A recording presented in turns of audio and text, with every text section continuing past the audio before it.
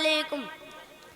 دستار حفظ کی ہے بڑی شان دیکھیے، دلہا بنے حافظ قرآن دیکھیے۔ دستار حفظ کی ہے بڑی شان دیکھیے، دلہا بنے حافظ قرآن دیکھیے۔ حافظ کی کیا انوکھی ہے شان دیکھیے، حافظ کی کیا انوکھی ہے شان دیکھیے۔ قیمت لگا سکے گا بھلا کون اب تیری، قیمت لگا سکے گا بھلا کون اب تیری۔ اس دنیا کے اندر انسانوں کی ہدایت کے لیے ایک نبی بھیجا، ایک پیغمبر بھیجا، ایک رسول بھیجا، اور اس نبی کو اللہ تعالیٰ نے انسانوں کی ہدایت کے لیے کیوں بھیجا؟ اس کے پیچھے اللہ تبارک و تعالیٰ کے بہت سارے مقاصد ہیں۔ قرآن کے اندر اللہ تعالیٰ کا ارشاد ہے وَإِذْ قَالَ رَبُّكَ لِلْمَلَائِكَةِ إِنِّي جَاعِلٌ فِي الْأَرْضِ خَلِيفَةً۔ فرشتوں نے بھی اللہ تعالیٰ سے یہ سوال کیا تھا کہ اے اللہ، ہم لوگ آپ کی ایک پاکیزہ مخلوق ہیں، اور ہم لوگ جانتے ہیں کہ فرشتے اللہ کی ایک نورانی مخلوق ہیں، تو اس کے باوجود اللہ نے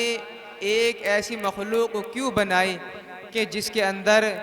برائی بھی ہو، جس کے اندر اچھائی بھی ہو، جبکہ اچھائی والی مخلوق، نورانی مخلوق یعنی فرشتے وہ پہلے سے ہی موجود تھے۔ تو اللہ تبارک و تعالیٰ نے ارشاد فرمایا کہ فرشتوں یہ میرے بندے ہیں اور یہ اشرف المخلوقات میں شامل ہیں، ان پر جو ہے میں نے اپنا شرف ختم کر دیا ہے، یہ میری سب سے اشرف مخلوق ہے۔ وہ کون؟ وہ انسان ہے۔ تو اس لیے ہم لوگوں کو چاہیے کہ جب اللہ تبارک و تعالیٰ نے ہم لوگوں کو اتنا بڑا مقام دیا تو اس مقام کو ملحوظ خاطر رکھتے ہوئے ہم لوگ جلسہ گاہ میں خدا اور خدا کے رسول کی باتوں کو سننے کے لیے کم سے کم 2-4 گھنٹے کا وقت نکال کر کے جلسہ گاہ میں پہنچنے کی کوشش کریں۔ اللہ تبارک و تعالیٰ نے قرآن کے اندر ارشاد فرمایا لَقَدْ خَلَقْنَا الْإِنسَانَ فِي كَبَدٍ۔ اس سے پہلے اللہ تبارک و تعالیٰ نے کئی ساری قسمیں کھائیں، اور کئی ساری قسمیں کھا کر کے اللہ تبارک و تعالیٰ نے ایک بات کہی۔ وہ کیا بات تھی؟ وہ یہ بات تھی کہ آج ہم اس دنیا کے اندر دیکھتے ہیں کہ لوگ طرح طرح کی آزمائشوں کے اندر، طرح طرح کی تکلیفوں کے اندر، اور کتنی سخت زندگی گزار رہے ہیں، کتنی ٹف لائف گزار رہے ہیں۔ ایسے ماحول کے اندر اللہ تبارک و تعالیٰ نے انسانوں کو ایک سچا پیغام دینے کے لیے ایک سچا رسول بھیجا، ایک سچی کتاب بھیجی کہ جس کے صادق اور سچا ہونے میں کوئی شک و شبہ نہیں ہے، کہ جس کے بارے میں اللہ تبارک و تعالیٰ نے خود کہا ہو لا ریب فیہ، کہ یہ شک کرنے کے لائق کتاب نہیں ہے، یہ لا شک فیہ، اس کے اندر کوئی شک نہیں ہے۔ تو محترم بزرگوں، دوستو، ایسی مجلسیں نورانی مجلسیں ہوتی ہیں، تو ہم لوگوں کو چاہیے کہ اپنی نورانی مجلسوں سے نور سمیٹ کر کے لے جانے والے بنے۔ اللہ تبارک و تعالیٰ نے ہر انسان کو کسی نہ کسی مقصد کے لیے بنایا ہے، اور ہر انسان کا اس دنیا کے اندر آنے کا کوئی نہ کوئی مقصد ہے۔ اس دنیا کے اندر چیونٹی کا بھی مقصد ہے، اس دنیا کے اندر ایک جانور، ہاتھی، گھوڑا اور چوپائے، یہاں تک کہ بیل گائیں، بھینس وغیرہ، ہر چیز کا اللہ تبارک و تعالیٰ نے ایک مقصد بنایا، اور انسان کو بھی ایک مقصد کے تحت بھیجا۔ کیوں؟ اس لیے کہ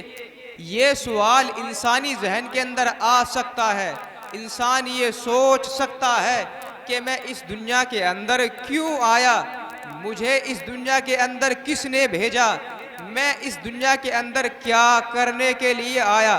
تو محترم حضرات، یہ سوالات وہ ہیں جو انسانی ذہن کے اندر آ سکتے ہیں۔ انہی سوالوں کو انہی جزیات کو، انہی اشکالات کو، انہی اعتراضات کو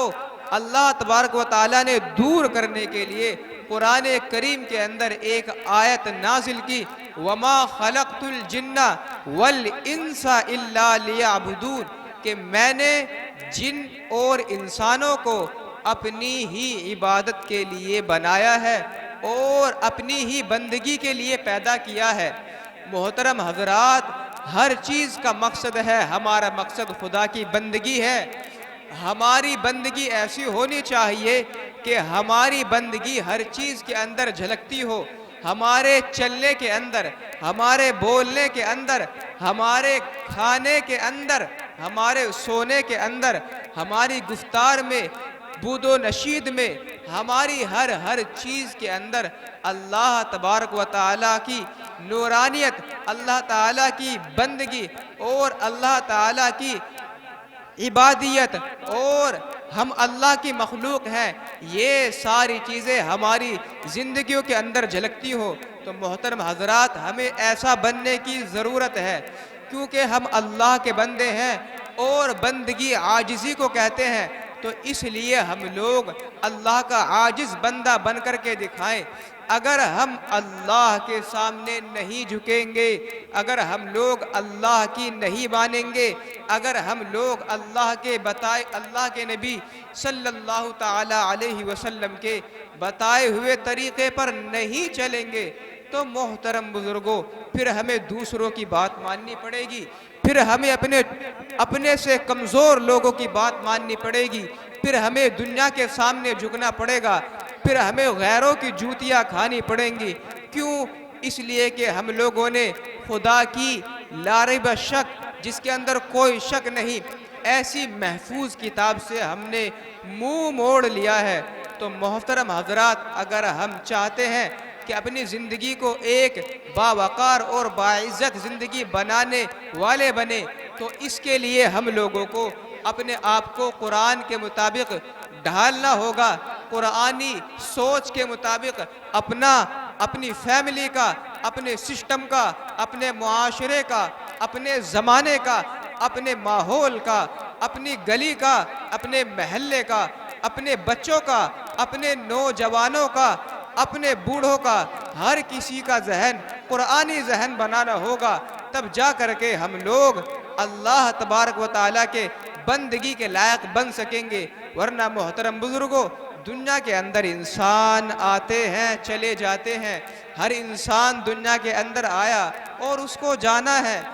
لیکن اگر کوئی اپنے آپ کو قرآن کے مطابق خدا کا بندہ بن کر کے زندگی گزار کر کے اللہ کے پاس چلا جائے، تو اس کا مزہ کچھ اور ہے۔ وہ ہمیشہ کی نعمتوں کے اندر سرشادابی اور سرسبز زندگی کے اندر اپنے آپ کو وہ بنا لے گا۔ تو اس لیے محترم حضرات، میری آپ سے گزارش ہے کہ جب قرآن اور قرآن سے متعلق، نبی اور نبی سے متعلق جتنی بھی باتیں ہوں، تو ان کو ہم لوگ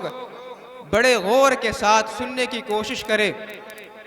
کیونکہ اگر ہم لوگ قرآن کو اپنی زندگیوں سے نکالیں گے، قرآنی سوچ کو ہم اپنے ذہنوں سے نکالیں گے، تو محترم بزرگوں، ہم کولو کے بیل بن جائیں گے، ہم کولو کے بیل بن جائیں گے۔ کولو کا بیل کیا ہوتا ہے کہ دن بھر اس کو صرف چکر لگانا ہے، اس کو رس نکالنا ہے، اور وہ دن بھر انتھک محنت کرتا ہے، انتھک کوششیں کرتا ہے، لگاتار محنتیں کرتا رہتا ہے، اور شام کو جب وہ محنت کر کے رزلٹ دیکھتا ہے، اپنا نتیجہ دیکھتا ہے، تو اس کا نتیجہ کچھ نہیں ہوتا، اس کا کوئی رزلٹ نہیں ہوتا۔ تو اس لیے ہم لوگوں کو چاہیے کہ ہم لوگ کولہو کا بیل نہ بنے، ہم لوگ خدا کے محبوب بندے بنے۔ اللہ تعالیٰ نے ہم لوگوں کو ایک نظام دیا، ایک شریعت دی، ایک طریقہ دیا، جس طریقے کو آج کی دنیا نے بھی قبول کیا، ایسے ماڈرن دور کے اندر اور ایسے ڈیجیٹل دور کے اندر، ایسے جدید ماحول کے اندر، کہ جس ماحول کے اندر اسلام کو ایک دقیانوسی مذہب تصور کیا گیا، ایک بیک ورڈ بیک ورلڈ مذہب اور ریلیجن تصور کیا گیا، لیکن اسلام نے ہار نہ مانی اور اپنی شرافت کا، اپنی عزت کا اور اپنے وقار کا لوگوں کے سامنے اپنا لوہا منوایا۔ محترم بزرگوں، آپ لوگ جانتے ہوں گے کہ آج کی دنیا کے اندر، سارے عالم کے اندر مسلمان موجود ہیں، اور مسلمانوں کے دنیا کے ہر کونے کے اندر ملک موجود ہیں، لیکن اس کے باوجود ہم لوگ عزت نہیں کما پا رہے، ہم لوگ ذلت کے ساتھ اپنی زندگی گزار رہے ہیں۔ اس کی وجہ کیا ہے؟ اس کے اسباب کیا ہے؟ محترم حضرات، اگر ہم اس کے اسباب تلاش کرنے کی کوشش کریں، اگر ہم وجہ ڈھونڈیں، تو ہمیں پتہ چلے گا کہ پہلے کے زمانے کے اندر، آج سے 1450 سال پہلے، جب لوگوں کے پاس اتنے وسیع ذخائر نہیں تھے، اس وقت اتنی مال و دولت بھی نہیں تھی، اتنی ٹیکنالوجیز بھی نہیں تھی، اور اتنا جدید سسٹم بھی نہیں تھا، لیکن اس وقت کے اندر، ایسے ماحول کے اندر، حضرت عمر رضی اللہ تعالی عنہ، حضرت عثمان غنی رضی اللہ تعالی عنہ، جو اسلام کے خلیفہ ہیں، اپنی سادہ زندگی گزارتے ہوئے، اپنے آپ کو نبی کے طریقے پر چلاتے ہوئے، کیسر و کسریٰ کو اپنی جوتی کی نوک پر رکھا، ان کے تاجوں کو، ان کے تخت کو اپنی جوتی کی، اپنی اس ٹوٹی جوتی کی نوک پر رکھا، کہ جس کو آج ہم پہنتے بھی نہیں ہیں، کہ جس کو ہم ایک چھوٹی جوتی تصور کرتے ہیں۔ ایسی جوتی کے اوپر حضرت عمر رضی اللہ تعالی عنہ نے کیسر و کسریٰ کے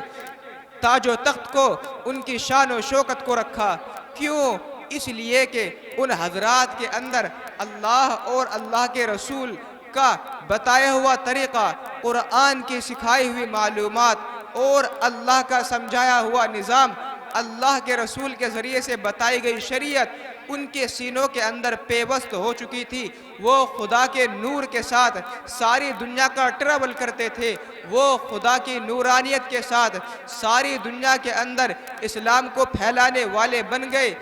22 لاکھ مربع میل کے اوپر حضرت عمر رضی اللہ تعالی عنہ نے اپنے پھٹے کپڑوں کے ساتھ حکومت کی۔ حضرت عثمان غنی رضی اللہ تعالی عنہ نے اس سے ڈبل 44 لاکھ مربع میل کے اوپر اپنی حکومت قائم کی، ایک دین الہی قائم کیا، ایک نظام الہی قائم کیا، خدا کی شریعت قائم کی۔ آدھی دنیا سے زیادہ کے اوپر مسلمانوں کی حکومت تھی۔ وہ حکومت کب تھی؟ کیوں تھی؟ اس کی وجہ کیا تھی؟ اس لیے کہ لوگ اللہ کے دین سے مانوس ہونے لگے تھے، کیونکہ یہ دین اتنا پیارا ہے، اتنا خوبصورت ہے، اتنا پرسکون دین ہے کہ جو بھی اس دین کو غور سے سنتا ہے اور غور سے پڑھتا ہے، تو وہ اپنی زندگی کے اندر، اپنے ذہن کے اندر وہ اس دین کو بسا لیتا ہے۔ محترم حضرات، اللہ تبارک و تعالی نے جب نبی کو یہ نظام دیا، تو نظام لوگوں نے دیکھا کہ کیا نظام ہے۔ یہ ایک ایسا نظام ہے جو چھوٹے بڑوں کو، کمزور اور طاقتور کو، ہر کسی کو ایک صف کے اندر کھڑا کرتا ہے، کہ جس کے اندر ایک ہو گئے خورشید و مبین، نہ کوئی بندہ رہا نہ کوئی بندہ نواز، ہر کوئی ایک صف کے اندر کھڑا ہوا ہے۔ ہر کسی کو اللہ تبارک و تعالی نے اس شریعت کے ذریعے سے ایک صف کے اندر کھڑا کر دیا، سب کو ایک جیسا بنا دیا، نہ کوئی چھوٹا نہ کوئی بڑا۔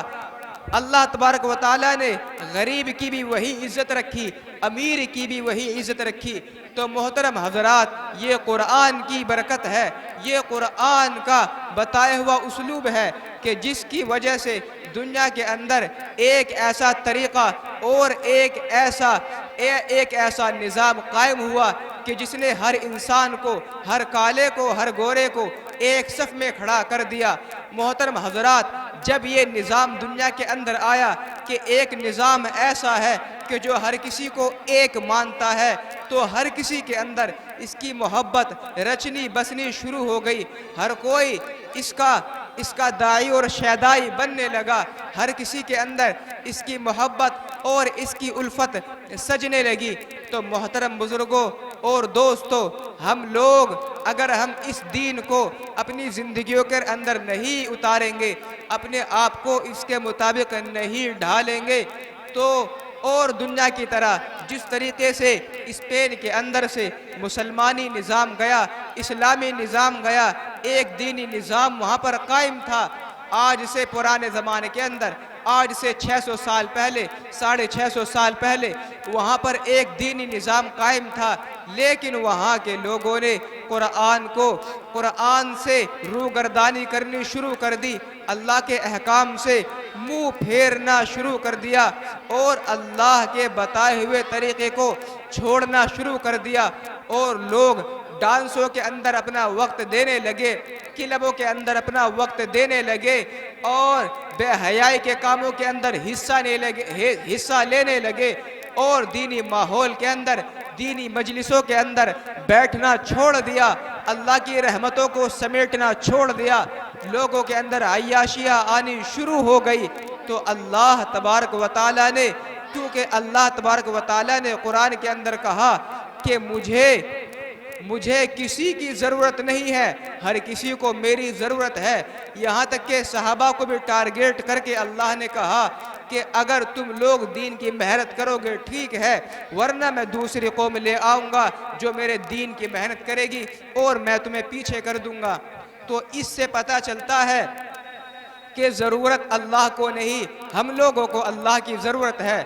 ہم لوگوں کو اللہ کی ضرورت ہے۔ لیکن جب اسپین والوں نے اللہ کو، اللہ کے نبی کی باتوں کو اور اللہ کے بتائے ہوئے احکام کو اور اللہ کی دی ہوئی شریعت کو چھوڑ دیا، ترک کر دیا، پیچھے رکھ دیا، تو اللہ تبارک و تعالیٰ نے ان کی 750 سالہ حکومت کو، ترکی کے اندر عثمانی نظام کو 950 سال، تقریباً 1000 سالہ نظام خلافت کو، خلافت عثمانی کو اللہ تبارک و تعالیٰ نے ان کی عیاشی کی وجہ سے، ان کے دین سے دور ہونے کی وجہ سے، ان کے غلط کاموں کی وجہ سے، ان کی بے حیائی کی وجہ سے اللہ نے ان سے اپنا دین چھین لیا، اور اللہ نے ان کو دنیا کے سامنے ذلیل کیا، رسوا کیا۔ تو محترم حضرات، دنیا کے اندر ایسی تاریخ آج بھی موجود ہیں، اور ایسے ملک اور ایسی جگہیں اور ایسے حالات آج بھی موجود ہیں کہ جن سے ہمیں عبرت لینے کی ضرورت ہے۔ محترم حضرات، اسپین والوں نے جب دین کو چھوڑا تو اللہ تبارک و تعالیٰ نے وہاں کی سب سے بڑی مسجد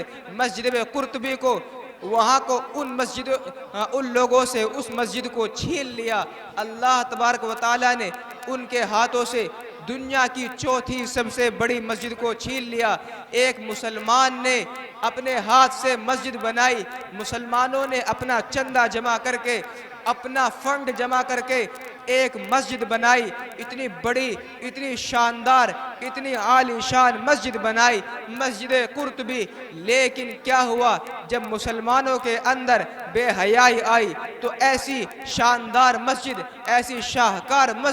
مسجد قرطبی کہ جس کی ممبر سے ٹیک لگا کر کے امام قرطبی رحمت اللہ علیہ نے کتابیں لکھی ہو، اور نہ جانے انہوں نے اپنے ممبر سے ٹیک لگا کر کے، اس مسجد کے محراب سے ٹیک لگا کر کے کتنی کتابیں تصنیفیں کی ہو، اس کے باوجود جب مسلمانوں کے اندر بے حیائی آئی تو اللہ نے یہ نہیں دیکھا کہ یہ مسجد ہے، بہت بڑی مسجد ہے، اس مسجد کے اندر امام قرطبی نے اتنی ساری کتابیں تصنیف کی ہے، نہیں، جب اللہ تبارک و تعالیٰ نے وہاں کا ماحول دیکھا، وہاں کا نظام دیکھا، وہاں کا سسٹم دیکھا کہ وہ اسلامی نظام سے الگ ہے، وہ شریعت کو بالکل چھوڑے ہوئے ہیں، ناچ گانوں کے اندر ان کا من لگنے لگا ہے، دین سے وہ روگردانی کرنا انہوں نے شروع کر دی ہے، اللہ کے احکام انہیں چھوٹے لگنے لگے ہیں۔ تو محترم بزرگوں اور دوستو، اللہ تعالیٰ نے ان سے چھینا، اور ان سے چھین کر کے دوسری قوم کو دے دیا، اللہ دوسرے لوگوں کو دے دیا۔ اللہ تبارک و تعالیٰ نے دلی کے اندر ایک اسلام کا گڑھ بنایا، ایک دینی نظام کا گڑھ بنایا، لیکن جب ہم لوگوں نے یہاں سے اپنے آپ کو بے حیائی کے اندر دھکیلنا شروع کیا، اپنے آپ کو برائی کے کاموں کے اندر گھسانا شروع کیا، تو اللہ تبارک و تعالیٰ نے وہاں سے اپنا دین اٹھا کر کے، اپنی کتابیں اٹھا کر کے علماء دیوبند کے ہاتھوں میں اپنی وہ کتابیں سونپ دی، کیونکہ اللہ تبارک و تعالیٰ کو کسی کی ضرورت نہیں ہے، سب کو اللہ کی ضرورت ہے۔ ہم لوگوں کو اللہ کے محتاج رہنا چاہیے، ہم لوگوں کو اللہ کا بندہ بن کر کے دکھانا چاہیے۔ ہم لوگوں کے لباس سے، ہم لوگوں کی سوچ سے، ہم لوگوں کے چلنے سے، ہم لوگوں کے بولنے سے یہ اندازہ ہونا چاہیے کہ ہاں ہم واقعی اللہ کے بندے ہیں، ہاں واقعی ہم اللہ کے غلام ہیں، ہاں واقعی ہم اللہ کے سامنے سر جھکاتے ہیں، ناک رگڑتے ہیں، ماتھا ٹیکتے ہیں۔ محترم بزرگوں، یہ ہماری ضرورت ہے، یہ اللہ کی ضرورت نہیں ہے، یہ ہماری ضرورت ہے، یہ ہمارا تقاضا ہے، کیونکہ آج کے وقت کے اندر اگر ہم لوگ دیکھیں بے حیائی کی چیزیں اتنی عام ہو چکی ہیں، خاص کر آج کے جدید زمانے کے اندر اور جدید دور کے اور جدید نئے ماحول کے اندر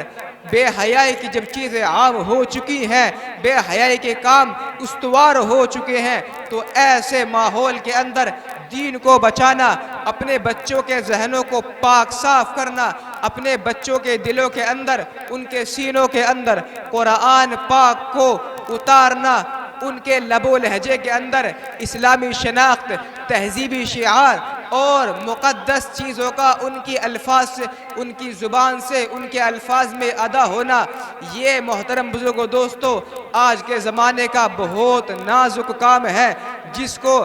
ہر بچے کے ماں باپ کو کوشش کرنی چاہیے۔ ان چیزوں کی ہر بچے کے ماں باپ کو کوشش کرنی چاہیے کہ میرے بچے کی تربیت کیسی ہو رہی ہے، میرے بچے سیکھ کیا رہے ہیں، میرے بچے کے دل و دماغ کے اندر کیا بات چل رہی ہے، میرے ماحول کے اندر میرے نوجوان بزرگ یہ کوشش کرے، وہ یہ سوچنے پر مجبور ہو کہ آج کے نوجوان اسلام سے، اللہ کے دین سے اتنا دور کیوں ہوتے چلے جا رہے ہیں۔ محترم بزرگوں، ہر چیز کی ایک وجہ ہوتی ہے اور اس کی بھی یہی وجہ ہے، الا بذکر اللہ تطمئن القلوب۔ اگر ہم لوگ ساری دنیا کے اندر ناچ گانا شروع کر دے، روزانہ ہم شراب کے پوے کھولنے لگے، ہم روز بے غیرتی کے کام کرنے لگے، اگر ہم روز زناکاریوں کے اندر، بدکاریوں کے اندر، فحش کلامی کے اندر، گندی چیزوں کے اندر، فحش ویڈیو کے اندر اپنے آپ کا وقت گزارنے لگے، تو محترم بزرگوں ہم ان چیزوں سے، ان کاموں سے، ان گندی چیزوں سے، ان فحش مواد سے ہم لوگ 5 منٹ کے لیے تو خوش ہو سکتے ہیں، لیکن قرآن میں اللہ تعالیٰ ارشاد فرماتا ہے الا بذکر اللہ تطمئن القلوب، کہ تم ان چیزوں سے، ان بے حیائی کے کاموں سے، شراب نوشی سے، زناکاری سے، بد نگاہی سے، غلط راستوں سے تم اللہ تبارک و تعالیٰ کے ایک دائمی سکون کو نہیں پا سکتے۔ کیوں؟ اس لیے کہ اللہ تبارک و تعالیٰ نے کہا الا بذکر اللہ تطمئن القلوب، کہ سکون، دلوں کا سکون، ذہنی سکون، انسانی جسم کا سکون، سارا کا سارا سکون الا بذکر اللہ، اللہ کی یاد میں ہے، وہ اللہ کی یاد میں رونے میں ہے۔ آج ہم لوگ اندازہ کریں اور اپنے گریبانوں کے اندر جھانکنے کی کوشش کریں کہ ہم لوگ اللہ کی یاد میں کب تڑپے ہیں، اللہ کی یاد میں کتنا روئے ہیں، ہمیں اللہ کتنا یاد آتا ہے، ہمیں اللہ کے نبی صلی اللہ تعالی علیہ وسلم کی باتیں کتنی یاد رہتی ہیں، اللہ کے نبی کے بتائے ہوئے طریقے ہماری زندگیوں کے اندر کتنے ہیں وہ نبی کہ جس نے طائف کی گلیوں کے اندر لوگوں کی گالیاں سہی، لوگوں کی مار سہی، ہم لوگ اس کے بتائے ہوئے راستے کو کتنا فالو کرتے ہیں، ہم لوگ اس کی سیرت کو اپنی زندگیوں کے اندر کتنی اتارنے کی کوشش کرتی ہیں۔ محترم بزرگوں، دوستو، اگر ہم لوگ غور کریں اور سوچیں تو ہم لوگ اندازہ کر لیں گے کہ ہم نے اپنے اوپر اسلام کے اعتبار سے کتنی محنت کی ہے، ہم لوگوں نے اپنے آپ کو توحید کے مطابق کتنا ڈھالنے کی کوشش کی ہے۔ محترم حضرات، اس لیے اگر ہم لوگ اللہ کے دین کو نہیں پہچانیں گے، ہم لوگ اللہ کے دین کو اپنی زندگیوں کے اندر نہیں لائیں گے تو وہ دن دور نہیں ہوگا جب ہم لوگ اللہ کے دین کو، کلام اللہ کو، قرآن پاک کی تلاوت سننے کو، اس کے احکامات کو، اللہ تبارک و تعالیٰ کی بتائی ہوئی شریعت کو سننے کے لیے ترسیں گے، اللہ تبارک و تعالیٰ کے بتائے ہوئے طریقوں کو، قرآن شریف کی تلاوت کو، حدیثوں کی باتوں کو ہم لوگ سننے کے لیے ترسیں گے۔ ہم لوگ دوسروں کو کیا بتائیں گے جب ہم لوگ اپنی زندگی کے اندر اللہ کی باتیں اور اللہ کے نظام کو جب ہم لوگ خود ہی عالم کے اندر نظام قائم کرنے کی کوشش نہیں کریں گے، ہم لوگ دینی محفلوں میں بیٹھنے کی کوشش نہیں کریں گے۔ آج کی دنیا کے اندر محترم حضرات، آج کی دنیا کے اندر ہر شخص کی، ہمارے بڑوں کی، خاص کر ہمارے بزرگوں کی یہ کوشش ہونی چاہیے کہ میرا بچہ قرآن کو اپنے سینے میں بسانے والا ہو، میری اولاد، میری نسل، میرے خاندان کے اندر قرآن کا حافظ ہو، قرآن کا داعی ہو، قرآن کا شیدائی ہو، کہ جس کی ادا کے اندر قرآن جھلکتا ہو، جس کے سوچ کے اندر اسلامی سوچ ہو۔ محترم حضرات، ان ساری چیزوں کے لیے اللہ تبارک و تعالیٰ نے ہمیں اپنے گاؤں کے اندر مدرسے دیے، تو اس لیے ہم لوگوں کو ان مدرسوں کے اندر اپنے بچوں کو بھیجنے کی کوشش کرنی چاہیے، اپنے بچوں کو ہر چیز پڑھانی چاہیے، اپنے بچوں کو قرآن کو اپنے بچوں کے سینے کے اندر اتارنے کی اور ان کو دنیا کے اندر ایک نیک انسان بنانے کی، ان کی تربیت کو سدھارنے کی اور ان کو اللہ اور اللہ کی رسول کے باتیں سکھلانے کے لیے ہم لوگوں کو تربیت کو سنبھالنے کی بہت سخت ضرورت ہے۔ ہم لوگوں کو اپنے بچوں کے اندر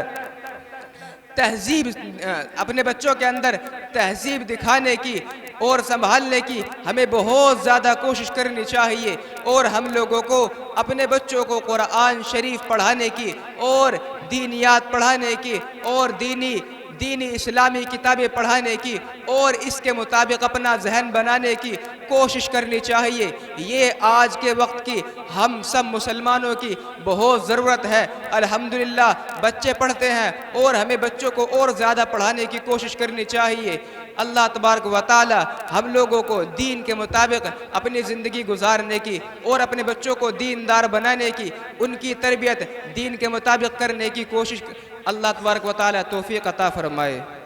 وآخر دعوانا الحمدللہ رب العالمین۔